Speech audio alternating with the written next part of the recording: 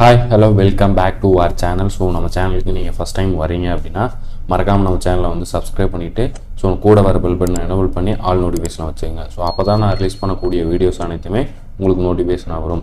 இன்றைக்கி என்ன வீடியோ அப்படின்னு பார்த்தீங்கன்னா, நம்மளோட ஃபேமிலி ஸ்மார்ட் கார்டு வந்து தொலைஞ்சு போயிடுச்சு அல்லது வந்து அதில் ஏதாச்சும் கரெக்ஷன் பண்ணியிருக்கீங்க அப்படின்னா ஒரு காப்பி வந்து நம்மளுக்கு கிடைச்சா நல்லாயிருக்கும்னு சொல்லிட்டு இருப்பீங்க.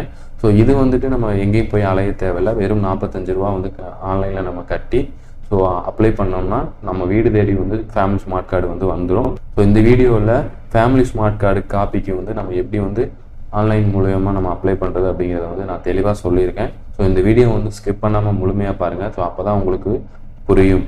வாங்க வீடியோக்குள்ளே போகலாம். இந்த வெப்சைட்டோட லிங்க் வந்து நான் கீழே டிஸ்கிரிப்ஷனில் கொடுக்குறேன். நீங்கள் கிளிக் பண்ணி ஓப்பன் பண்ணிங்கன்னா ஸோ இன்டர்ஃபேஸ் இப்படி தான் இருக்கும். இதில் வந்துட்டு நகல் மின்னணு குடும்ப அட்டை அப்படின்னு சொல்லிட்டு ஒரு டேப் இருக்கும். இதில் வந்து நகல் மின்னணு குடும்ப அட்டை விண்ணப்பிக்க அப்படிங்கிறத கிளிக் பண்ணுங்கள். கிளிக் பண்ணிங்க அப்படின்னா லோட் ஆகிட்டு அடுத்த பேஜுக்கு வந்து போகும். வெயிட் பண்ணுங்கள். ஸோ இதில் வந்து ஆல்ரெடி உங்களோட ஃபேமிலி ஸ்மார்ட் கார்டில் வந்துட்டு எந்த நம்பர் ரிஜிஸ்டர் நம்பர் கொடுத்துருக்கீங்களோ மொபைல் நம்பர், ஸோ அந்த நம்பரை கொடுத்துட்டு கேப்சாவை என்ட்ரி பண்ணுங்கள். நான் வந்து ஒரு மொபைல் நம்பர் கொடுத்துட்டு கேப்சா என்ட்ரி பண்ணி பதிவு செய் அப்படின்னு வந்து நீங்கள் கொடுங்க. ஸோ கொடுத்தீங்க அப்படின்னா உங்களோட மொபைல் நம்பருக்கு ஒரு ஓடிபி வரும். ஓடிபி வந்து ஸோ அதை வந்து நீங்கள் வந்து பதிவு செய் அப்படின்னு சொல்லிட்டு வரும். நான் வந்து ஓடிபி கொடுத்துட்றேன். எனக்கு வந்துருச்சு. ஓடிபி கொடுத்துட்டு பதிவு செய் அப்படின்னு சொல்லிட்டு கொடுங்க. ஸோ லோட் ஆகிட்டு அடுத்த பேஜுக்கு போகும். இந்த பேஜில் பார்த்தீங்கன்னா நகல் மின்னணு குடும்ப அட்டைக்கான கட்டண வழிமுறைகள் வந்து சில கொடுத்துருக்காங்க. இதை வந்து நல்லா தெளிவாக படித்து பார்த்துக்குங்க. பேமெண்ட் அக்னாலஜ்மெண்ட் ஸ்க்ரீன், ஸோ அதை வந்து நீங்கள் வந்து ஸ்க்ரீன்ஷாட் எடுத்து வச்சுக்கோங்க. ஸோ டிரான்சாக்ஷன் ரெஃபரன்ஸ் நம்பரை வந்து அதையும் வந்து நீங்கள் வந்து ஸ்க்ரீன்ஷாட் எடுத்து வச்சுக்கணும். ஸோ அதுக்கப்புறம் பார்த்தீங்கன்னா இணையவழி பண பரிவர்த்தனை மேற்கொள்ள தேவையான விவரங்கள் அப்படின்னு வந்து சொல்லியிருக்காங்க. இதில் வந்து குடும்ப அட்டை தலைவரின் பெயர், குடும்ப அட்டை எண், ஸோ 12 இலக்க எண் இருக்கும் அதில். ஸோ அதை வந்து நீங்கள் கொடுக்கணும். குடும்ப அட்டையில் பதிவு செய்யப்பட்டுள்ள கைபேசி ஸோ நம்பர், உங்களோட ரெஜிஸ்டர் மொபைல் நம்பரு, நீங்கள் ஆல்ரெடி வந்து லாகின் பண்ணி உள்ளே வந்திருப்பீங்களா, ஸோ அந்த நம்பரை கொடுக்கணும். உங்களோட மாவட்டம் எது அப்படிங்கிறத வந்து நீங்கள் கொடுக்கணும். எவ்வளோ ரூபா அப்படிங்கிறது கேட்பாங்க. ஸோ அது 45 ரூபா தான். ஸோ அதுக்கப்புறம் பணம் செலுத்துபவரின் சுய விவரம் அப்படின்னு சொல்லி கொடுத்துருக்காங்க கீழே. ஸோ நீங்கள் தான் வந்து அப்ளை பண்ணுறீங்க அப்படின்னா உங்களோட பேர், பிறந்த தேதி, உங்களோட மொபைல் நம்பர் கொடுத்துருங்க, இமெயில் ஐடி கொடுத்துருங்க. ஸோ அதுக்கப்புறம் இது செலுத்தப்பட வேண்டிய தொகை 45 ரூபா. குடும்ப அட்டை அச்சிட 20 ரூபா, அஞ்சல் வழியாக அனுப்ப இதர செலவுகள் 25 ரூபா ஆகும் அப்படிங்கிறத வந்து சொல்லியிருக்காங்க. கீழே வந்து பார்த்தீங்கன்னா டேர்ம்ஸ் அண்ட் கண்டிஷன் கொடுத்துருக்காங்க. மேற்குறிப்பிட்டுள்ள விவரங்கள் என்னால் படித்து தெரிந்து கொள்ளப்பட்டன. இணையவழி பரிவர்த்தனைக்கான செலுத்தப்பட்ட தொகை திரும்ப இயலாது என்பதை அறிகிறேன் அப்படின்னு சொல்லியிருக்காங்க. அதாவது இதுக்காக வந்து பணம் வந்து திருப்பி வந்து உங்களோட டைம் வந்து நீங்கள் பணம் செலுத்திட்டீங்க அப்படின்னா திருப்பி வந்து கொடுக்க மாட்டாங்க. ஸோ இதை நான் படித்து பார்த்துட்டு நீங்கள் இது டேர்ம்ஸ் அண்ட் கண்டிஷனை கிளிக் பண்ணிவிட்டு ஸோ நீங்கள் பணம் செலுத்துக அப்படின்னு ஒரு டேப் வரும். ஸோ இதை வந்து நீங்கள் கிளிக் பண்ணுங்கள். இந்த மாதிரி ஒரு பேஜுக்கு வந்துடும். ஸோ இதில் வந்துட்டு பேமெண்ட் கேட்டகரி ஆன்லைன் பேமெண்ட்டு தான். So name of the card holder அப்படின்னு அதாவது உங்களோட குடும்ப தலைவி பெயர், அதாவது குடும்ப தலைவரின் பெயர் அப்படின்னு கார்டில் இருக்கும். ஸோ அதை வந்து கிளிக் பண்ணிங்க. அதுக்கப்புறம் வந்து ஸ்மார்ட் கார்டு நம்பர் கேட்குறாங்க. ஸோ உங்களோட ரேஷன் கார்டோட நம்பர் வந்து நீங்கள் இங்கே என்ட்ரு பண்ணணும். ஸோ உங்களோட register mobile number of the ration கார்டில் இருக்கிற மொபைல் நம்பர், எந்த டிஸ்ட்ரிக்கு, அண்ட் அமௌண்ட் ஆஃப் ருபீஸ் 45 ரூபா தான். ஸோ அதுக்கப்புறம் வந்து ரீமார்க்ஸ், ஸோ இது நீங்கள் வந்து ஃபில் பண்ணவே தேவையில்லை. அதாவது நீங்கள் வந்து அதுக்கப்புறம் கீழே பார்த்தீங்கன்னா என்ட்ரியூர் டீட்டெயில்ஸ் அப்படின்னு சொல்லிட்டு இருக்குது. இதில் வந்து இண்டிவிஜுவல், அதாவது உங்கள் கார்டுக்காண்டி நீங்கள் அப்ளை பண்ணுறீங்க அப்படின்னா உங்கள் name, date of birth, mobile number கொடுத்துங்க. இமெயில் ஐடி தேவையில்லை, வேணால் கொடுத்துக்கலாம். அல்லது நீங்கள் ஒரு ஆர்கனைசேஷன் வச்சுருக்கீங்க அப்படின்னா ஸோ அதை வந்து நீங்கள் வந்து கிளிக் பண்ணணும். ஸோ நீங்கள் வந்து மேக்ஸிமம் இண்டிவிஜுவல்லே வந்து கொடுத்துக்குங்க. ஸோ கொடுத்துட்டு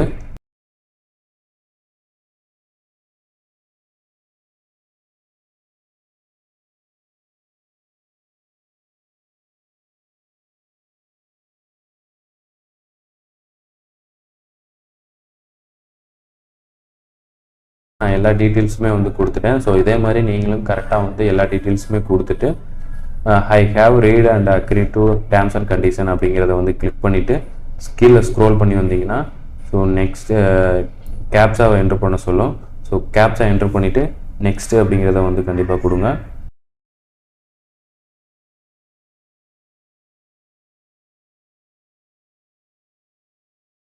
நான் வந்துட்டு கேப்சா என்டர் பண்ணிவிட்டு நெக்ஸ்ட் அப்படிங்கிறத வந்து கொடுக்குறேன்.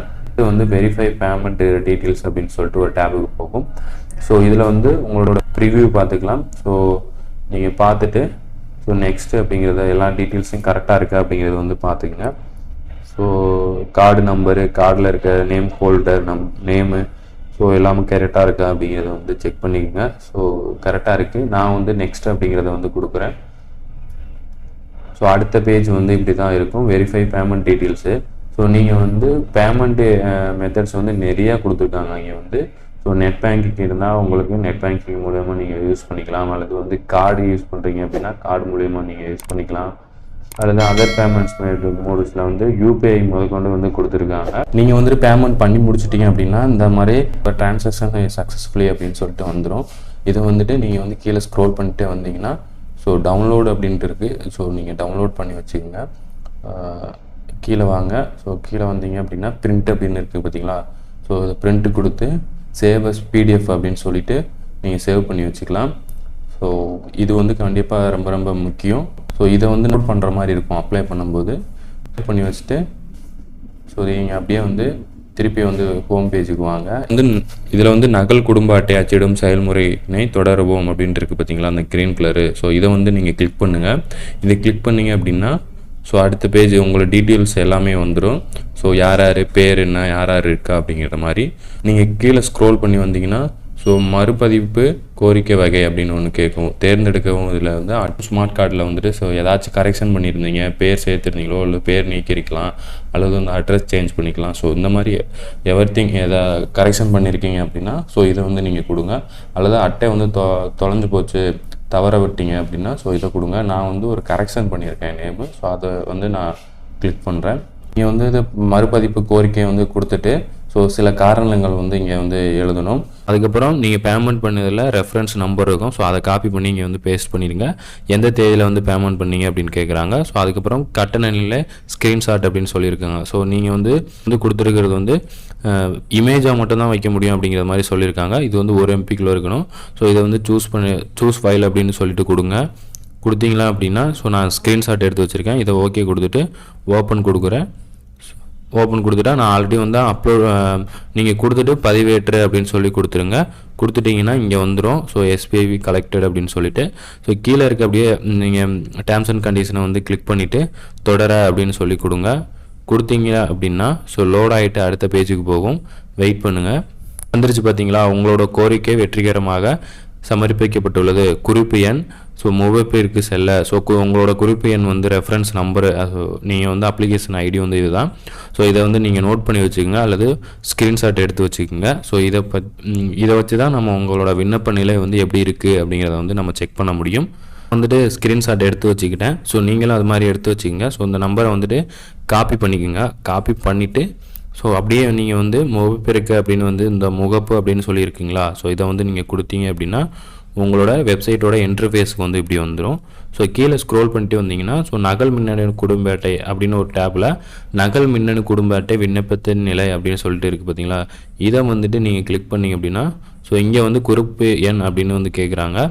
இதில் வந்து நீங்கள் காப்பி பண்ணதை வந்து பேஸ்ட் பண்ணிவிட்டு பதிவு செய் அப்படிங்கிறத வந்து கொடுங்க. ஸோ லோட் ஆகும். லோட் ஆகிட்டு கீழே வந்துடும் உங்களோட விண்ணப்ப ஸ்டேட்டஸ் வந்து. ஸோ மறுபதிப்பு கோரிக்கை விண்ணப்ப பதிவு செய்யப்பட்ட நாள் ஸோ குறிப்பு எண் அப்படின்னு சொல்லிட்டு வந்துடும். நம்ம அப்ளிகேஷன் வந்து போட்டிருக்கோம், இந்த மாதிரி எங்களுக்கு ஒரு டூப்ளிகேட் கார்டு வேணும். ஸோ இப்போதைக்கு விண்ணப்ப ஒப்புதல் ஸோ அந்த ஆஃபீஸருக்கு வந்து யார் ஒப்புதல் கொடுப்பாங்களோ அவங்களோட அந்த ஆஃபீஸருக்கு போயிட்டு ஸோ அவங்க ஒப்புதல் கொடுத்ததுக்கப்புறம் அச்சிடப்பட்டு நம்ம வீட்டுக்கே வந்து post office, Indian post office மூலயமா நம்ம வீட்டுக்கே வந்துடும். ஸோ இதை செக் பண்ணி பாருங்கள். ஸோ அவ்வளோதான், இந்த வீடியோ உங்களுக்கு யூஸ்ஃபுல்லாக இருக்கும் அப்படின்னு நான் நினைக்கிறேன். ஸோ மறக்காமல் இந்த வீடியோவுக்கு ஒரு லைக் போட்டு ஃப்ரெண்ட்ஸோட வந்து ஷேர் பண்ணிக்கோங்க. அது மட்டும் இல்லாமல் இந்த மாதிரி நிறைய இன்ட்ரெஸ்டிங்கான videos and online services videos நம்ம வந்து ரெகுலராக பண்ணிக்கிட்டே இருப்போம். நம்ம சேனலை வந்து மறக்காமல் சப்ஸ்கிரைப் பண்ணிவிட்டு கூட வர பெல் பண்ண எனேபிள் பண்ணி ஆல் நோட்டிஃபிகேஷன் வச்சுங்க. ஸோ அப்போ தான் நான் ரிலீஸ் பண்ணக்கூடிய வீடியோஸ் அனைத்துமே உங்களுக்கு நோட்டிஃபிகேஷனாக வரும். தேங்க்யூ, பாபாய்.